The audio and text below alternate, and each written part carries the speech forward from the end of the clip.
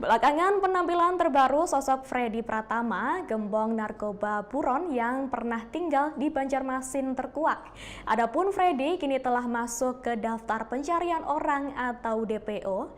Terlihat saat ini penampilan Freddy berbeda dan diduga telah melakukan operasi plastik.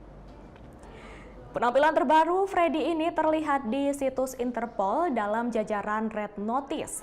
Berdasarkan pantauan Tribun News di situs Interpol pada Kamis 14 September 2023, terlihat perbedaan tampang Freddy Pratama dengan yang disampaikan Bareskrim sebelumnya. Dalam foto tersebut, Freddy Pratama berambut gondrong hitam lurus seleher. Sedangkan berdasarkan foto dari Bareskrim Polri, Freddy Pratama berpotongan rambut cepak. Selain itu, tidak terlihat juga jenggot maupun kumis di wajahnya. Adapun dalam foto terbaru, Freddy Pratama tampak mengenakan kalung dan kaos berwarna biru. Kemudian, Interpol juga menuliskan bahwa Freddy Pratama merupakan kelahiran Banjarmasin 25 Juni 1985 atau berusia 38 tahun.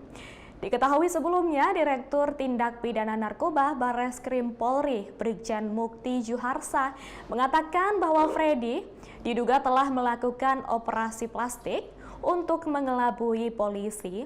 Mukti mengatakan Freddy adalah tersangka Bareskrim yang masuk daftar pencarian orang atau DPO sejak tahun 2014. Meski belum ditangkap, Mukti menekankan polisi telah menyita semua aset Freddy di Indonesia. Polisi berupaya untuk memiskinkan bandar kelas kakap tersebut. Sebagai informasi, Freddy Pratama juga merupakan gembong narkoba kelas kakap yang jadi buronan internasional. Setiap bulannya, sindikat Freddy Pratama bisa memasok narkoba hingga 500 kg ke Indonesia.